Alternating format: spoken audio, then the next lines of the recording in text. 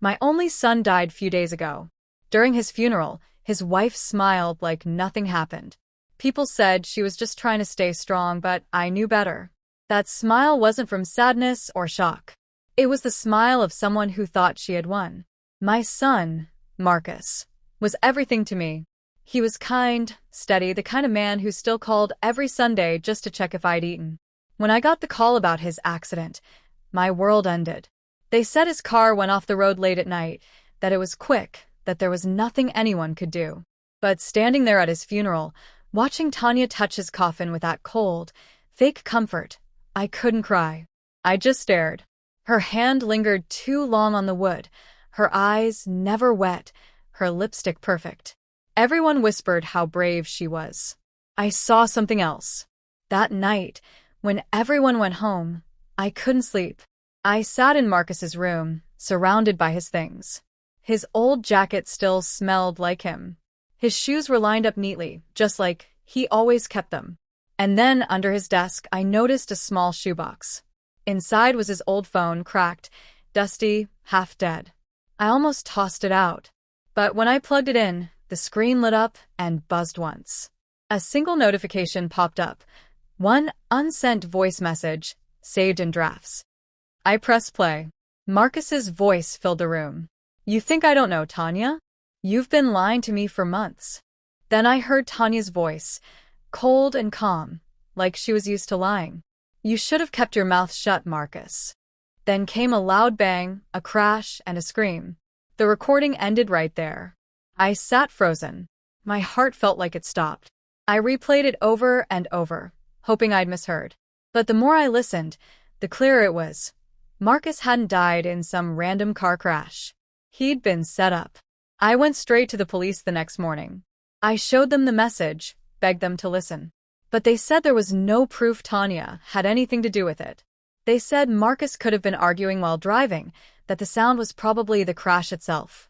I left the station shaking with anger. If they wouldn't help me, I'd find the truth myself. Marcus's best friend, Eli, came to check on me a few days later. He looked sad, kept saying how much he missed Marcus. I believed him at first. He told me Tanya had been acting strange before the accident, going out late, taking phone calls in secret, dressing up for meetings that never existed. She was cheating, Eli whispered. Marcus was about to confront her. My stomach twisted. It made sense now, the argument, the recording, the crash. But something about Eli's story didn't sit right. He talked too much, smiled at the wrong times. He also seemed to know a lot more about Tanya's habits than any friend should. So I checked Marcus's bank account. That's when things got worse. Money was missing. Thousands of dollars transferred to a fake charity under Tanya's name, the Kind Hearts Foundation. The funny thing? It had no address, no real records, just an offshore account in the Cayman Islands. Marcus must have found out. And that's what got him killed. A week later, I went to Tanya's house. She opened the door wearing a silk robe, pretending to look surprised. I asked her directly, "Did you love my son?" She smiled that same fake smile. "Of course I did." "Then why?" I asked. "Were you taking money out of his business account?" Her face didn't even flinch. "I don't know what you're talking about." I wanted to scream. But I left quietly because I needed proof, not emotion. That night, I checked the last few photos Marcus had sent me before he died. One picture stopped me cold. It was of him and Eli, standing near Marcus's car. Tanya's reflection was faintly visible in the side mirror. She was holding something shiny, a small metal key. Eli had told me Marcus was alone that night. But that photo said otherwise. So I called Eli again, pretending to need help. I told him I found a memory card from Marcus's dashcam and that I was planning to give it to the police in the morning. He went silent for a few seconds, then said he'd stop by that evening to help me go through it. When he arrived, he was sweating, jittery. He sat at my kitchen table and asked to see the card. I told him it was upstairs, and while I pretended to look for it, my phone recorded everything from the counter below. If you've been following this far, make sure you subscribe to support this channel. Because in this story, the truth isn't finished yet. Eli started talking, fast, nervous, tripping over his words. She made me do it, he muttered. It was supposed to be an accident. Just a warning. He wasn't supposed to die. I froze halfway up the stairs. He kept talking, confessing everything. How Tanya planned it, how Marcus found out about her fake charity, how she begged Eli to scare him into silence. They spiked Marcus's drink that night, followed his car, and forced him off the road. He said the crash wasn't random. It was controlled. And Tanya's cousin, who worked at an auto repair shop, had already tampered with the car's black box days before. I walked back down the stairs slowly, my phone still recording. You should go, I told Eli quietly. And don't come back. He nodded, grabbed his jacket, and left without looking back. When the door shut, I sat at the table and listened to his confession again. I knew what I had to do next.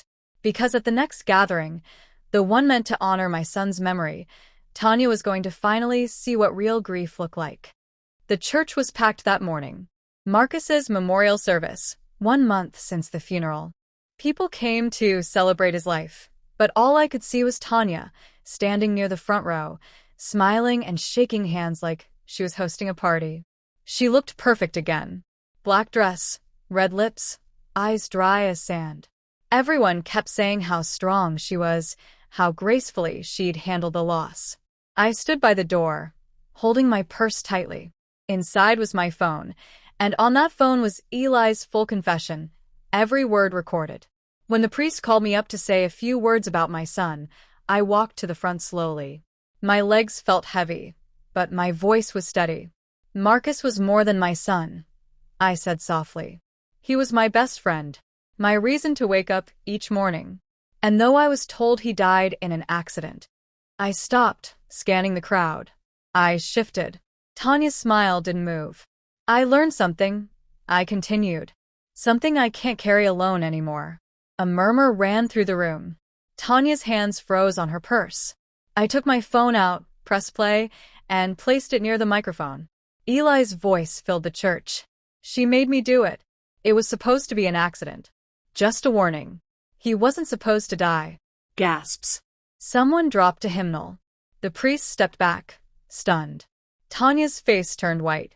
Her hand flew to her mouth. People began whispering, turning to her.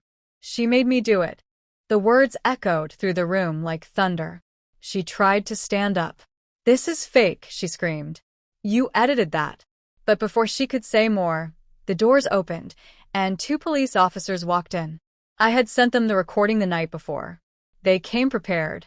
One of them, a tall man with gray hair, said loudly, Tanya Rivers, you are under arrest for conspiracy and manslaughter in the death of Marcus Rivers. The whole room froze. No, she yelled, backing away. It was him. It was Eli. The officer nodded calmly. Eli Turner is already in custody. He told us everything. Tanya's knees gave out. She dropped to the floor, crying, the same fake sobs I'd seen her use to charm my son when she wanted something. But this time, no one moved to help her.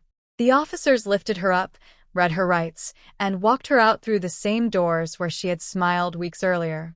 As the officers led Tanya and Eli away, she turned to look at me, her face pale but her eyes burning with hate. You think this ends with me? She hissed. Her words hit me like ice. I didn't respond.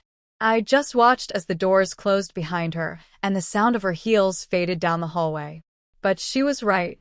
A month later, just when I thought peace had finally returned, I got a message from an unknown number. The text said only one thing. She wasn't the only one who wanted Marcus gone. My chest tightened. Attached to the message was a photo, Tanya sitting in a car with Marcus's business partner, Mr. Keller, dated 2 weeks before the crash. I felt my stomach drop. Marcus had trusted that man like family. Then came another message. Check his phone too. At first, I thought they meant Marcus's phone, the one that had the recording. But then I looked closer. The photo showed Tanya holding another phone. My hands trembled. It wasn't Marcus's phone that Eli gave to the police. It was planted. The real phone, the one that could tell me everything, was still out there. For a long moment, I just sat there staring at the screen, feeling that old fear crawl back into my chest. The kind of fear that whispers, maybe it's not over yet. I turned off the phone, looked up at Marcus's photo on the wall, and said quietly, "I'll find the truth, no matter who it hurts." Then I picked up my coat, walked outside, and got in the car. The night was cold, but my heart was burning again. Because the real phone, the one that could tell me everything, was still out there.